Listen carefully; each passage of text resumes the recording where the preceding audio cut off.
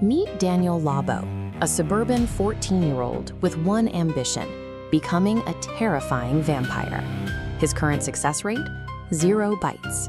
So he's forcing the transition through preparation, checking out 47 library books, racking up late fees, and converting exactly one creature, his hamster, Mr. Fangs. In practice, his terrifying reign of darkness consists of posing in front of his bathroom mirror. He's armed with crooked plastic fangs and a so-called transitional cape, a child's costume with cheerful bats. Daniel is attempting to brute force a supernatural transformation, using nothing but intense willpower, a mountain of library books, and cheap plastic props. And it is not going well. He works hard to cultivate a dark, brooding atmosphere in his bedroom, but that carefully crafted gloom is constantly shattered by the cheerfulness of his family routine. Every Tuesday night, his mom opens his door to offer him a plate of garlic bread. Daniel reacts to this normal side dish like it's a lethal threat, recoiling in absolute slow-motion horror to protect his developing sensitivities. He doesn't have to worry about vampire hunters or deadly sunlight just yet. Right now, his greatest nemesis is the family dinner schedule. Daniel documents his systematic attempts to transition in his vampire quest log. Step 1 is a dietary shift to blood. Lacking a supply, he substitutes it with a glass of tomato juice in the school cafeteria, which ends with a highly uncomfortable staring contest with a confused lunch lady. Step 2 is developing sun immunity. He buys a pair of sunglasses so impossibly dark that he immediately walks face first into a playground basketball pole. Step 3 is academic mastery. He tries to get into an advanced biology class to study retractable canine teeth, but only manages to alienate his classmates and get handed a thin pamphlet on local bats by the school librarian. By treating vampirism as a logical, step-by-step checklist, Daniel isn't unlocking ancient powers. He's just creating an escalating series of physical comedies and rapidly draining whatever personal dignity he has left. Desperate for guidance, Daniel discovers vampirelifestyle.net late at night. For the first time, he finds a community that takes his obsession seriously. A user claiming to be a 600-year-old count advises him to start wearing more black, giving Daniel a massive surge of false momentum. He takes his allowance to a mall goth store, buys a massive, sweeping black coat, puts it on, and promptly trips over the hem, face-planting hard onto the mall tiles in front of everyone. His absolute lowest point comes later that evening at the park. He jumps off a picnic table bench, flapping his arms in a desperate attempt to transform into a bat, and lands pathetically in a bush as a jogger runs right past.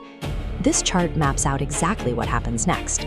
Sitting defeated in the dirt on day 7, his dignity hits rock bottom.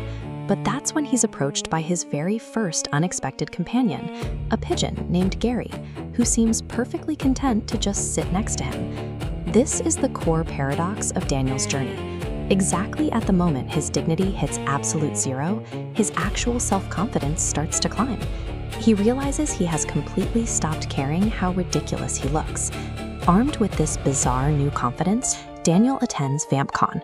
He walks into a hall filled with incredibly elaborate cinematic cosplayers who take themselves very seriously, while he stands there awkwardly waving in his cartoon bat cape. During an advanced Q&A panel, he boldly steps up to the microphone and asks how to transition given that he hasn't been bitten. When he admits he simply decided to be a vampire, the entire room erupts in laughter. But the panel host, a friendly guy named Gerald who goes by Lord Nocturnus, doesn't laugh. He's actually deeply impressed by Daniel's pure, unashamed enthusiasm. Recognizing the kid's sheer audacity, Gerald formally inducts him into the community. Getting that validation from a group of people who embrace his weirdness acts as the real catalyst for Daniel.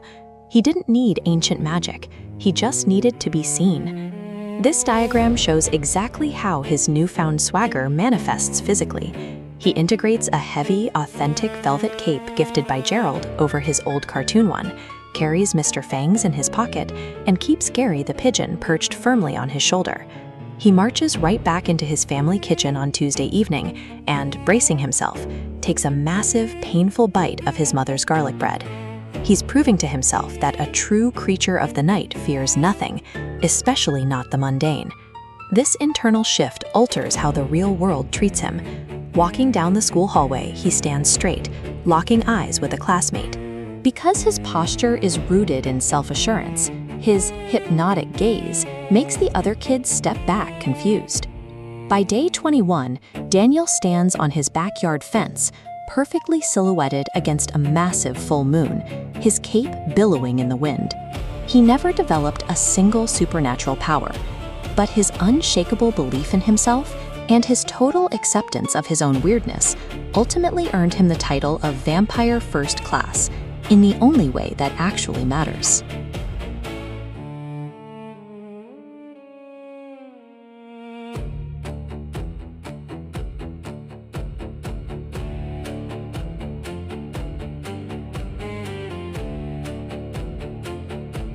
And that, dear friends, is the fundamental flaw in the grand design. Coo! Squeak!